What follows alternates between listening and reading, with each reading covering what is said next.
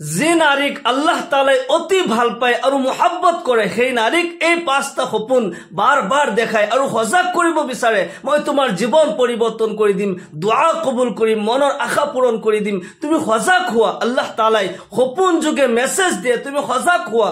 যিসকলক বহুত ভাল পায়, বহুত মুহাব্বত কৰে, তেওঁলোকক এইবোৰ সপোন দেখায়। কোন কেইটা সপোন সৌভাগ্যৰ আলামত হয় সেইখিনি জানাৰ আগতে আমি প্ৰথমতে জানিব লাগিব সপোন দৰাচলতে তিনি প্ৰকাৰৰ হয়, মিনাল্লাহ, মিনাশ শাইতান আৰু ফাহম। এক নম্বৰত মিনাল্লাহ, আল্লাহৰ পক্ষৰ পৰা। আল্লাহ তাআলাই যিসকলক বহুত ভাল পায়, মুহাব্বত কৰে, যিসকলৰ জীৱন পৰিৱৰ্তন কৰি দিব বিচাৰে, আল্লাহ তাআলাই তেওঁলোকক সপোন যোগে এনেকুৱা মেছেজ দিয়ে, তুমি সজাগ হোৱা। এই সপোনবোৰ আম্বিয়া আউলিয়া সকলে দেখিছিল, ওলি সকলে দেখিছিল। আজিৰ তাৰিখতো যিসকল আল্লাহৰ নেক বান্দা বান্দি হয়, যিসকল আল্লাহৰ পছন্দনীয় বান্দা হয়, তেওঁলোকক আল্লাহ তাআলাই এইবোৰ সপোন দেখায়। এনেকুৱা সপোন যদি আপুনি দেখা পায়, আল্লাহৰ শুকৰিয়া আদায় কৰিব, আলহামদুলিল্লাহ পঢ়িব। আৰু এটা হৈছে দ্বিতীয় নম্বৰত মিনাশ শাইতান, শয়তানৰ পক্ষৰ পৰা। শয়তানে কেতিয়াবা কোনো মানুহক ভয় লগা সপোন দেখায়, ভয়ংকৰ সপোন দেখায়। কেতিয়াবা চাবচোন, টোপনিৰ পৰা সাৰ পাই কিছু মানুহ আছে যে কাৰো লগত কোনো কথা নকয়, কথাই জ্বলি পকি উঠে, খং উঠে, কোনো কাজকৰ্ম কৰি ভাল নালাগে, কিয়নো ভয়ংকৰ সপোন দেখা পাইছে। দিনত কৰবাত যাওঁতেও ভয় কৰে, ভয় লগা সপোন দেখা পাইছে, কাৰো লগত কোনো কথা নকয়। এনেকুৱা ভয়ংকৰ সপোনবোৰ শয়তানে দেখায়, মানুহক ভয় খুৱায়। যদি কোনো ভয়ংকৰ সপোন দেখা পায়, টোপনিৰ পৰা সাৰ পাই উঠি এটা দোয়া আছে, এই দোয়াটি যদি পঢ়ে, আল্লাহ তাআলাই বালা মুসিবত উঠাই লৈ যাব। সেই সপোনৰ দ্বাৰা আপোনাৰ কোনো ধৰণৰ ক্ষতি নহয়। এই দোয়াটি মই ভিডিঅ'ৰ শেষত কৈ দিম। তৃতীয় নম্বৰত হৈছে ফেহেম। ফেহেম মানে হৈছে আমাৰ চিন্তাধাৰাবোৰ। আমি দিনত যিবোৰ কাজকৰ্ম কৰি থাকো, কৰবাত গৈ আছো, কিবা কাম কৰি আছো, মোবাইল চাই আছো, যিকোনো কাজকৰ্ম কৰি আছো, সেম যদি সপোনত আহে তেতিয়াহ'লে এই সপোনৰ কোনো অৰ্থ নাই। কিন্তু এক নম্বৰ যিটো আল্লাহৰ পক্ষৰ পৰা, আল্লাহ তাআলাই সপোন যোগে বান্দাক মেছেজ দিয়ে, এই সপোন যেতিয়া দেখা পায়, কাৰো লগত আপুনি ক'ব নালাগে। যদি কয় কোনো ভাল আলিমৰ লগত ক'ব, কোনো ভাল শুভাকাংক্ষী যিসকলে নেকি সপোনৰ তাবিৰ জানে, কিয়নো সপোনৰ যিদৰে ব্যাখ্যা কৰা হয় ইয়াৰ ফলাফল ঠিক তেনেদৰে হৈ যায়। হাদিস শৰীফত আহিছে, লা তাকুছুৰ ৰুইয়া ইল্লা আলা আলিম আও নাসিহ। তুমি সপোন কাৰো লগত নকবা, যদি কোৱা কোনো ভাল আলিম, বিজ্ঞ আলিমৰ লগত কবা, কোনো ভাল শুভাকাংক্ষীৰ লগত কবা, যিসকলে নেকি সপোনৰ ভাল ব্যাখ্যা জানে। কিয়নো সপোনৰ ব্যাখ্যা যিদৰে কৰিব, ভাল সপোন দেখিলেও যদি কোনোবাই উল্টা ব্যাখ্যা কৰি দিয়ে, তেতিয়াহ'লে তাৰ ফলাফল ভয়ানক হ'ব। মুহাম্মদ বিন সিৰিন বহুত ডাঙৰ এজন তাবিঈ আছিল। তেওঁ সপোনৰ ভাল ব্যাখ্যা জানিছিল, বৰ ধুনীয়াকৈ সপোনৰ তাবিৰ কৰিব পাৰিছিল। খাবনামা ইবনে সিৰিনত লিখিছে, তেখেতৰ জামানাত এজন ব্যক্তিয়ে সপোনত দেখা পালে যে তেওঁৰ ল'ৰাটোৰ পেট ফুলি বহুত ডাঙৰ হৈ গ'ল। সপোনত দেখা পাইছে যে ল'ৰাটোৰ পেট ফুলি ফুলি বহুত ডাঙৰ হৈ গৈছে। এই সপোন দেখা পাই এজন মানুহৰ ওচৰত যাই ক'লে, যেনেকুৱা কথা মই ভয় লগা সপোন দেখা পালো। তেতিয়া সেইজন ব্যক্তিয়ে তাৰ ইলম মুতাবিক, যিখিনি জানে সাধাৰণ মানুহ হয়, তেওঁ ব্যাখ্যা কৰিলে যে তোমাৰ ল'ৰাটোৰ বহুত ডাঙৰ বিপদ হ'ব নহয়, পেট ফুলি মৰি যাব নহয়, ভয় লগা সপোন দেখা পাইছা, তুমি অলপ সাৱধানে থাকিবা। ভয় লগাই দিলে। মানুহজন যেতিয়া সেইজন ব্যক্তিৰ পৰা উভতি ঘৰলৈ আহে, ঘৰত আহি দেখা পাইছে প্ৰকৃততে বিপদ হয়, ল'ৰাটোৰ পেট ফুলি গৈছে, বহুত ডাঙৰ হৈ গৈছে, আৰু পেট ফুলি ফুলি ফাটি গৈ পেট ফাটি ল'ৰাটোৰ মৃত্যু হৈ গৈছে। নাউজুবিল্লাহ। সেম সপোন আৰু এজন ব্যক্তিয়ে এই সপোন দেখা পাইছে যে সেইজনৰ ল'ৰাৰ পেট ফুলি বহুত ডাঙৰ হৈ গৈছে, আৰু তেওঁ যাই এই সপোনৰ ব্যাখ্যা বিচাৰিলে মুহাম্মদ বিন সিৰিনৰ ওচৰত। তেওঁ এই কথা শুনি এনেকুৱা ব্যাখ্যা দিলে যে তোমাৰ ল'ৰাটো বিশ্ববিখ্যাত আলিম হ'ব। আল্লাহু আকবাৰ। আল্লাহ তাআলাই তোমাৰ সন্তানক বিদ্যাৰ সাগৰ বনাই দিব, বহুত ডাঙৰ আলিম হ'ব, বিশ্ববিখ্যাত আলিম হ'ব। প্ৰকৃততে মুহাম্মদ বিন সিৰিন যি ব্যাখ্যা দিছিল, সেইজন ব্যক্তিৰ ল'ৰা তাৰ জামানাত শ্ৰেষ্ঠ আলিম হৈছে, বিশ্ববিখ্যাত আলিম হৈছে। সেইকাৰণে সপোন, যিকোনো সপোন দেখা পায়, যাৰে তাৰে লগত ক'ব নালাগে। ভাল আলিমৰ লগত ক'ব, নাইবা যদি কোনো ভাল মানুহ নাপায় ক'বই নালাগে। নিজে নিজে ভাল তাবিৰ ল'ব যে মই যি সপোন দেখা পাইছো এইটো ভাল হ'ব।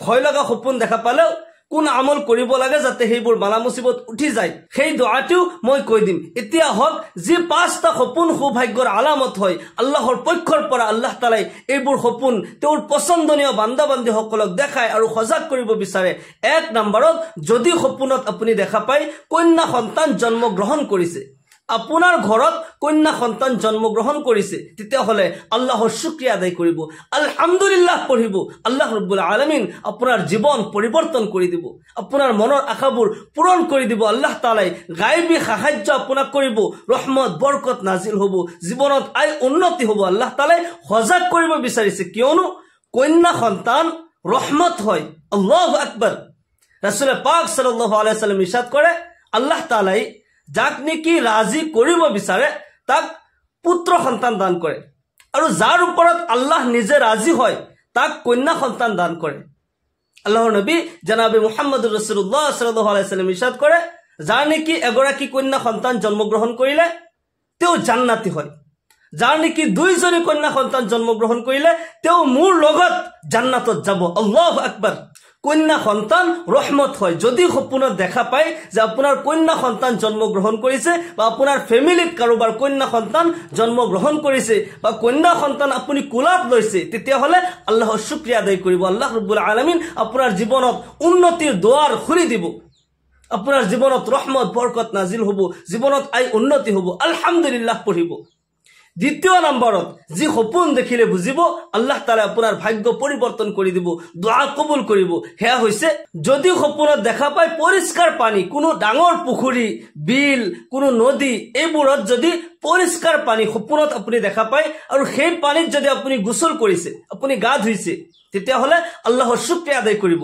আলহামদুলিল্লাহ পঢ়িব এনেকুৱা সপোনবোৰ ভাল বান্দা বান্দি সকলে দেখা পায় আল্লাহ তাআলা আপোনাৰ জীৱনৰ গুনাহবোৰ মাফ কৰি দিব আল্লাহ তাআলা আপোনাক উচ্চ মৰ্যাদা দান কৰিব আল্লাহৰ শুকৰিয়া আদায় কৰিব আল্লাহ তাআলা আপোনাৰ জীৱনৰ গুনাহবোৰ মাফ কৰিব বিচাৰিছে সজাগ হৈ যাওক আৰু গুনাহ নকৰিব আল্লাহ তাআলাৰ ইবাদত বেছি বেছিকৈ কৰা আৰম্ভ কৰি দিয়ক এই সপোনবোৰ আল্লাহ তাআলাই যি সকলক ভাল পায় তেওঁলোকক দেখায় তৃতীয় নম্বৰত যি সপোন দেখিলে বুজিব আল্লাহ তাআলা আপোনাৰ ভাগ্য পৰিৱৰ্তন কৰি দিব ৰহমতৰ দুৱাৰ আপোনাৰ কাৰণে খুলি দিব হেয়া হৈছে যদি আপুনি সপোনত দেখা পায় আল্লাহৰ ঘৰ কাবা শৰীফ আপোনাৰ আগত হয় আপুনি কাবা শৰীফৰ তাৱাফ কৰি আছে কাবা শৰীফ যদি সপোনত দেখা পায় আল্লাহৰ শুকৰিয়া আদায় কৰিব আৰু গুনাহ নকৰিব আল্লাহ তাআলাই আল্লাহৰ ঘৰলৈ আপোনাক মাতিছে আপোনাক আল্লাহ তাআলাই ভাল পায় ৰহমতৰ দুৱাৰ আপোনাৰ কাৰণে খুলি দিছে এনেকুৱা সপোন দেখিলে আল্লাহৰ শুকৰিয়া আদায় কৰিব যদি পাৰে টোপনিৰ পৰা সাৰ পাই উঠি ধুনীয়াকৈ ওযু কৰি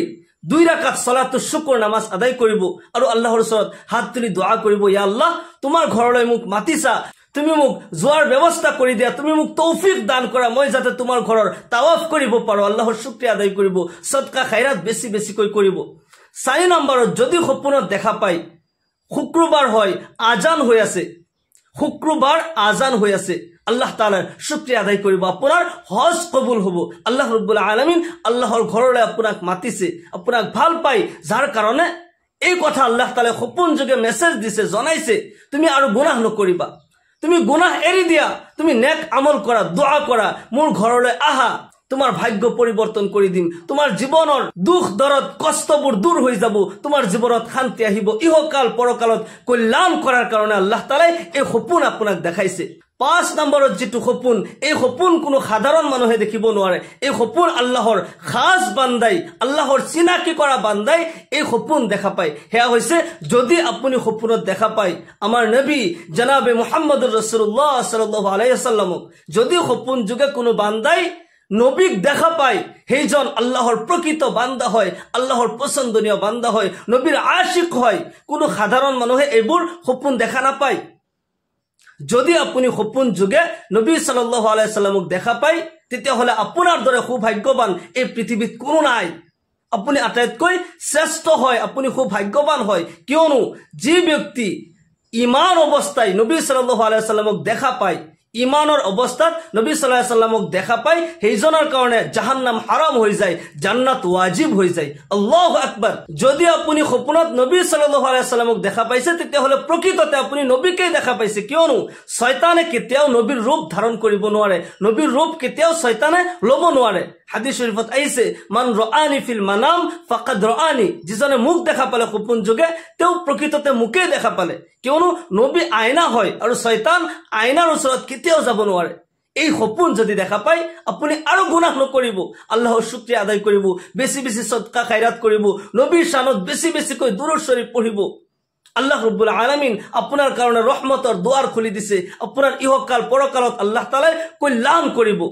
এইবোৰ সপোন মিনাল্লাহ, আল্লাহৰ পক্ষৰ পৰা হয়। আল্লাহৰ খাস বান্দা বান্দি সকলে এইবোৰ সপোন দেখা পায়।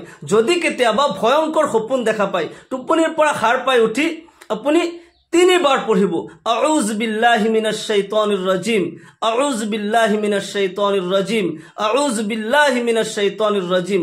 3 বার আউযু বিল্লাহ পঢ়িব, 3 বার শৰীৰৰ বাও সাইডে থু থু কৰিব। থু থু কৰিলে হল, থু পেলাব নালাগে। 3 বাৰ আউযু বিল্লাহ পঢ়িব, 3 বাৰ থু থু কৰিব আৰু কাৰুৱাট চেঞ্জ কৰিব।